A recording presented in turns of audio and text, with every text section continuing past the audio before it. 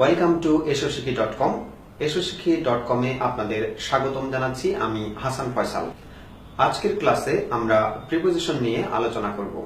প্রিপোজিশনগুলো সাধারণত নাউনের আগে বসে এবং এগুলো বাংলায় এ অ তে অর্থাৎ সপ্তমী বিভক্তির অর্থ দেয়।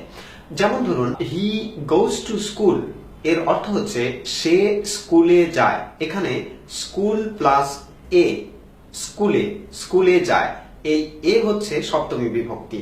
কিংবা আই লিভ ইন ঢাকা, আমি ঢাকায় থাকি। এখানে হচ্ছে ঢাকা প্লাস অ অর্থাৎ অন্তস্থ অ। তাহলে এই অটা হচ্ছে সপ্তমী বিভক্তি, যেটি ইংরেজি প্রিপোজিশন ইন এর অর্থে এসেছে। কিংবা দে লিভ ইন রাজশাহী, তারা রাজশাহীতে থাকে।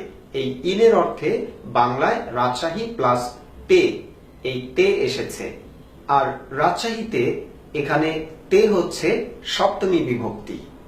Kinds of preposition: simple preposition, compound preposition, double preposition, participle preposition, phrase preposition এবং disguised preposition.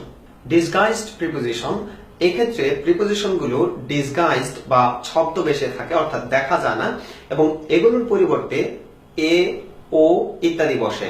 For example, it's 2:00, এখানে ইটস 2:00 ব্যবহৃত হয়েছে, আর এই ও বসেছে মূলত অফ এর পরিবর্তে, অর্থাৎ এর প্রকৃত রূপটি হবে ইটস 2:00। এই অফ এর পরিবর্তে ও ব্যবহৃত হয়েছে, এটি হচ্ছে disguised preposition. Preposition or adverb, কিছু কিছু ওয়ার্ড আছে যেগুলো প্রিপোজিশন এবং অ্যাডভার্ব উভয় রূপেই ব্যবহৃত হতে পারে। সেক্ষেত্রে আপনাকে মনে রাখতে হবে, সেটি যদি প্রিপোজিশন হিসেবে ব্যবহৃত হয় তাহলে এর অবজেক্ট হিসেবে একটি নাউন বা প্রোনাউন থাকবে। তবে সেই ওয়ার্ডটি যদি অ্যাডভার্ব হিসেবে ব্যবহৃত হয় তাহলে এর কোনো অবজেক্ট থাকবে না। এগুলো ভার্ব, অ্যাডজেক্টিভ বা অন্য কোনো অ্যাডভার্বকে মডিফাই করার জন্য ব্যবহৃত হয়। For example, he stood before me, সে আমার সামনে দাঁড়ালো। এখানে দেখুন, বিফোর টি একটি প্রিপোজিশন আর এর অবজেক্ট হচ্ছে me. But I have seen him before, অর্থাৎ আমি তাকে আগে দেখেছি। এখানে বিফোরটি হচ্ছে অ্যাডভার্ব আর এর কোনো অবজেক্ট কিন্তু এখানে নেই। আরেকটি এক্সাম্পল দেখি, she put the book on the table. এখানে দেখুন, অন হচ্ছে প্রিপোজিশন এবং এর অবজেক্ট হচ্ছে the table.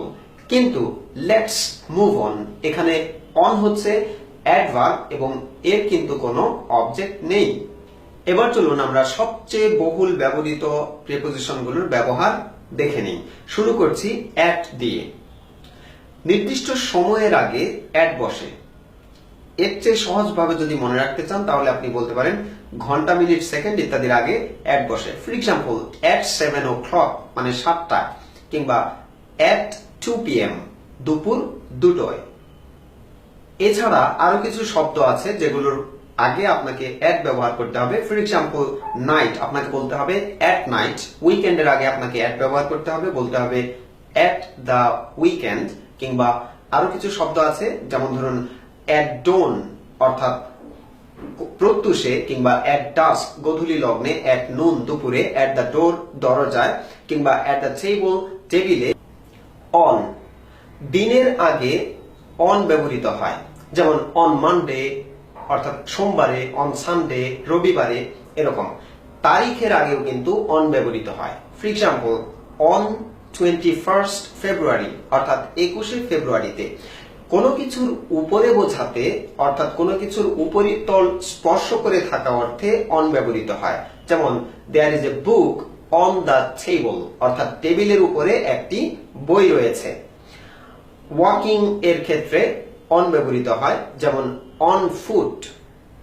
I go to school on foot অর্থাৎ আমি পায়ে হেঁটে স্কুলে যাই। রাইডিং অন হর্স ব্যাক এর ক্ষেত্রে অন ব্যবহৃত হয়। For example, on horseback অর্থাৎ ঘোড়ার পিঠে করে। কিংবা getting on a public transport, এক্ষেত্রে আমরা অন ব্যবহার করে থাকি। For example, get on the bus অর্থাৎ বাসে করে, আর অন এ প্লেন প্লেনে করে। ইন ভেতরে অর্থে ইন ব্যবহৃত হয়। For example, in my pocket অর্থাৎ আমার পকেটে বা আমার পকেটের ভেতরে। ইন দ্য বুক অর্থাৎ বইটিতে বা বইয়ের ভেতরে। বড় স্থানের আগে ইন ব্যবহৃত হয়। ফর এক্সাম্পল, ইন ঢাকা অর্থাৎ ঢাকায়, কিংবা ইন বাংলাদেশ বাংলাদেশে। হি লিভস ইন ঢাকা, সে ঢাকায় থাকে। এরকম বড় স্থানের আগে আমরা ইন ব্যবহার করে থাকি।